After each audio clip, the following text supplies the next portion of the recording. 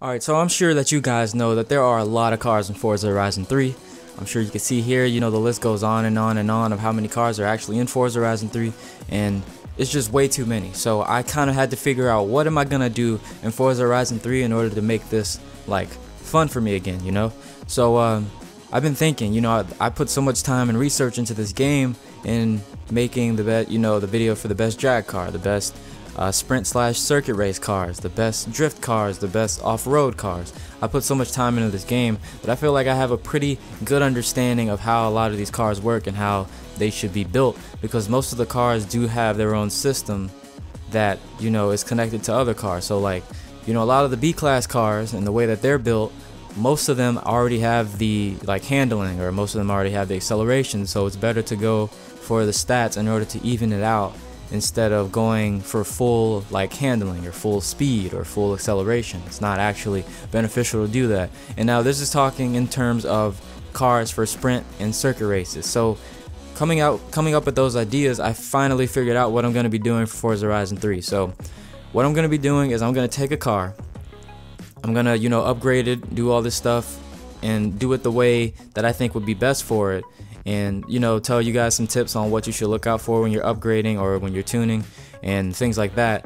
And I'll probably rate the car at the end of the video, and that's what I'm going to be doing for these videos. So if you have a specific car that you want to see, comment it below in the comment section of this video, and I'll probably pick that car next, and then I could just go off of that, and then someone else comment on the next video, and then the next video, and the next video, and it just goes like that.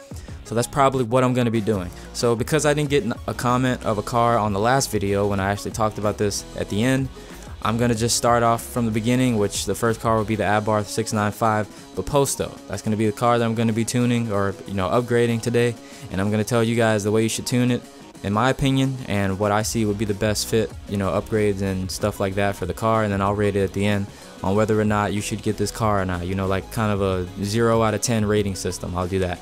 So as you can see, the Biposto, the Abarth 695 Biposto, I hope that I'm saying it right, 2016, this car is mostly on the handling side. Why? It's because the handling is a 6.6. Usually you can tell by whether or not these cars have, you can look at the average of the cars, which is just adding up all the numbers that you see on the right and then dividing it by 5, because there's 5 categories to get an average. Or you could actually tell by what numbers are above a 5, because 5 is the halfway point. So it has handling that's really good, and its braking is pretty good, and the launch is also connected to handling and the tires and stuff like that. Acceleration is also really good, which is just a bonus, but the main thing is the handling, the launch, and the braking. Those are really together, and acceleration with speed would be counted together. But since it's 3 out of 5 that are towards handling that are better and over a 5, you're gonna want to go for a little bit of handling, a little bit more handling, and mostly speed. You want to bring the car up to speed pretty much, because since it's a B-class car, the car can't really get to the point where it's too fast. Even if you have your handling all the way up, it's too fast to where you can't handle it. So you're gonna want to tune and add the upgrades in order to make the speed and the handling go up, or the speed go up and the handling just a tiny bit. Now this is another thing that you want to look at from the stock car. You can pay attention to those numbers. The speed 5.0, the handling 6.6. You can pay attention to those numbers. But when you start tuning and upgrading a car, you actually want to pay attention to the tuning numbers instead. Things like this, the power, the torque, the weight, the front displacement, all those things. You want to actually pay attention to those things, because those will be more accurate than the speed will, because those can only go up to 10. But when you tune, technically speed will probably be way higher than 10, the handling could be way higher than 10, acceleration way higher than 10. So these numbers become invalid once you start tuning these cars, and once they start getting to a point where they're too fast, or the handling's too high, or you change the tire pressure, the weight reduction, things like that. When you get into that, pay attention to the numbers that you see here instead of the numbers you see normally, like speed, handling, acceleration, launch, and braking. That's one thing. So I'm gonna go ahead and tune this car. I will be back when the tune is completely done. Okay, so I tuned my Abarth 695 Biposto, and this is what it's looking like right now. So the reason for the braking being really high is because this car is going to be good for sprint races that have a lot of turns, and most of the races in Forza Horizon 3 actually do have a lot of turns, so you're going to want to brake. The acceleration is at an 8 now, because the acceleration is really high, and the speed, the reason why it's only at a 6.3 is because I didn't want it to be at a 5, because if you get it to 6.3, it's still fast enough to where it can keep up with people, and with the superior braking and the superior handling being at a 7.8, almost an 8, I could probably get it to an 8 if I tune it a little better, but being at a 7.8, I could actually make turns a lot better than other cars would, instead of them having to brake like completely, going from, I don't know, like 200 miles per hour all the way down to like 10 just to make a turn for a faster car, as compared to this where I could be going like 150 and actually make a turn going, maybe I slow down a little, maybe go down to like 120 or something like that, and I can still make the turns, and the braking is fast, so I barely have to brake at all. This car is really good for these kind of races, and this is the way that you want to tune it. You want to tune it to where, you know, it favors the handling and it's not like crazy fast, because if you make this car too fast, and also since it's small and the weight of it, this car can't actually flip over.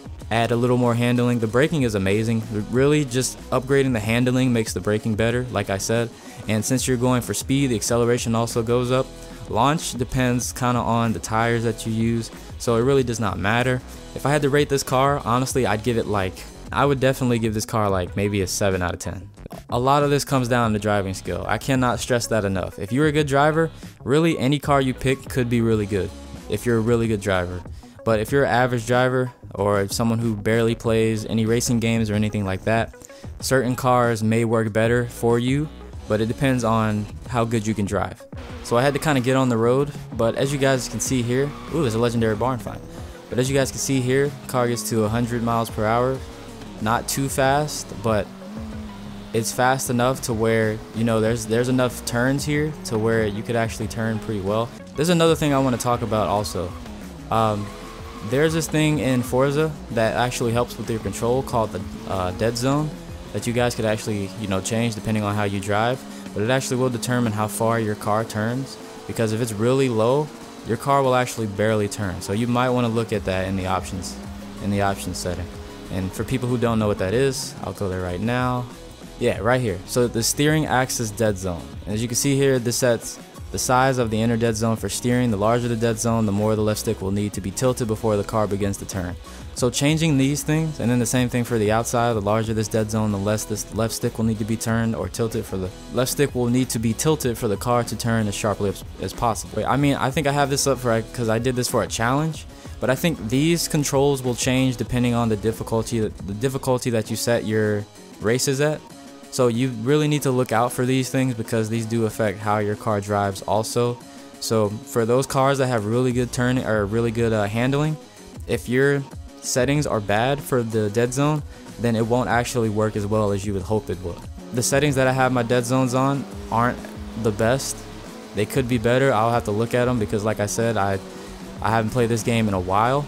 So the feeling of my controller is a bit different from what I'm used to.